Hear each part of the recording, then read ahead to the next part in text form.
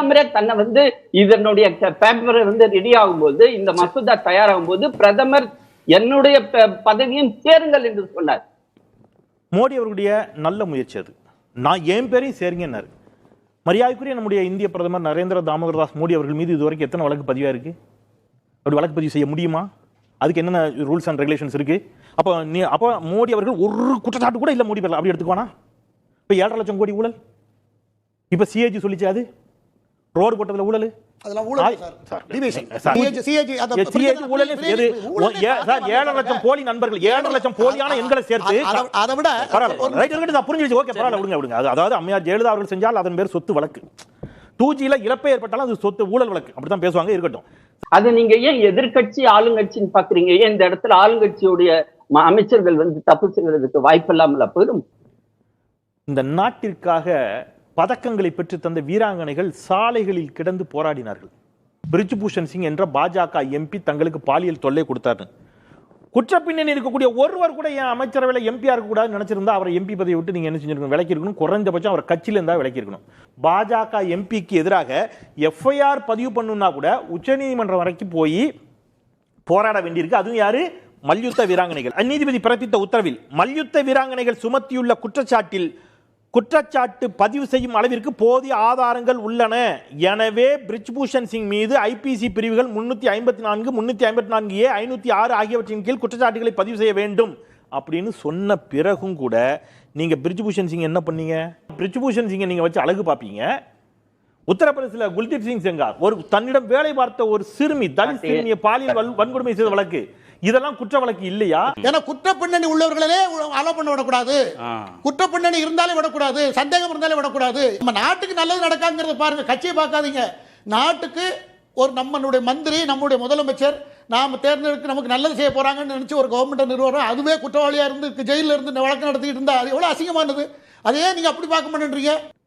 நீங்க குற்ற பின்னணி உள்ளவர்கள் வரக்கூடாதுங்கிறதுல அவ்வளவு ஆர்வம் இருக்குதுல்ல. 2019, 2024 நாடாளுமன்றத்தில் பாஜகவை சேர்ந்த 116 பேரின் மீது குற்ற வழக்குகள் இருக்கிறது. ஏன் அவங்களுக்கு சீட்டு கொடுத்தீங்க? பிரக்யா சிங் தாக்கூருக்கு 2008 மாலேகான் குண்டுவெடிப்பு, அவர் மீது UAPA சட்டம் இருந்துச்சு. நீங்க 2019 லோக்சபா தேர்தலில் அவ்வளவு பெரிய ஒரு குற்ற பின்னணி குற்றச்சாட்டிற்கு உள்ளான ஒருவர் மீது எதுக்கு நீங்க வந்து ஒருவருக்கு எதற்கு இடம் கொடுத்தீங்க?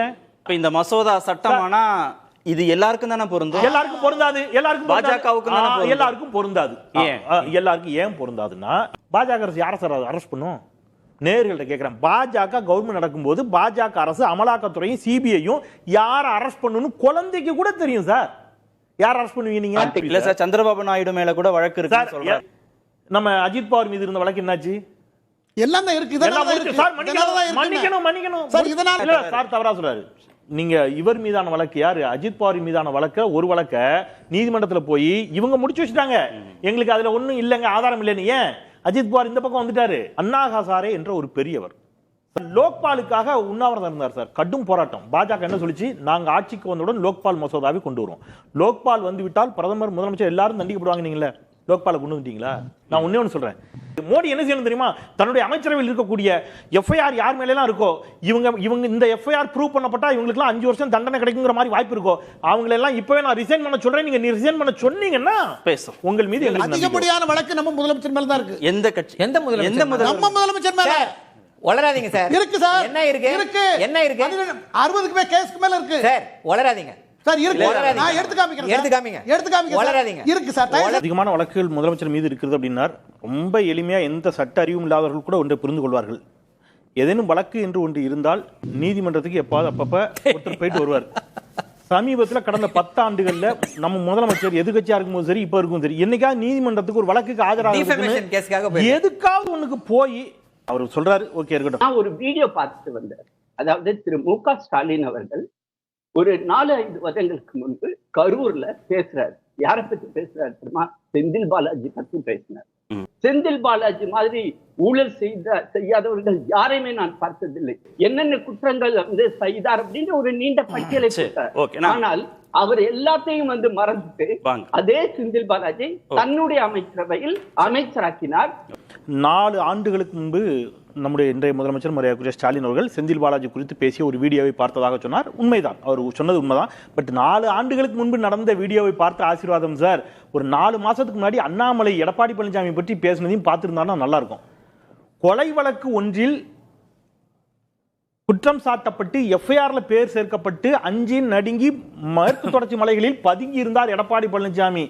தன்மானம் உள்ள சுயமரியாதை உள்ள யாரேனும் எடப்பாடி பழனிசாமி கூட்டணி 2 கையும் ஆட்டி ஆட்டி பேசினார். இது 4 மாசத்துக்கு முன்னாடி. இன்னைக்கு எடப்பாடி பழனிசாமியை முதலமைச்சர் ஆக்கியே தருவோம் 4 நாளைக்கு முன்னாடி சொல்லிட்டாரு. மோடி 4 நாளைக்கு முன்னாடி சொல்றாரு அஜித் பவார் தான் தமிழ்நாட்டு இந்தியாவில் மிகப்பெரிய ஊழல்வாதி அப்படின்னு 4 நாளைக்கு முன்னாடி சொன்னவர் 4 நாள்ல அஜித் பவாரை தூய்மையானவரை ஆக்கி தங்கள் கூட்டணியில சேர்த்துக்கிட்டு துணை முதலமைச்சர் ஆக்கிட்டாரு. நிறைவேறாதுன்னு சொல்லிட்டாரு. பாத்துக்கிறவரு இப்ப 4 நாளைக்கு முன்னாடி 4 மாசத்துக்கு முன்னாடி உள்ளதையும் பார்த்தா நல்லா இருக்கும்.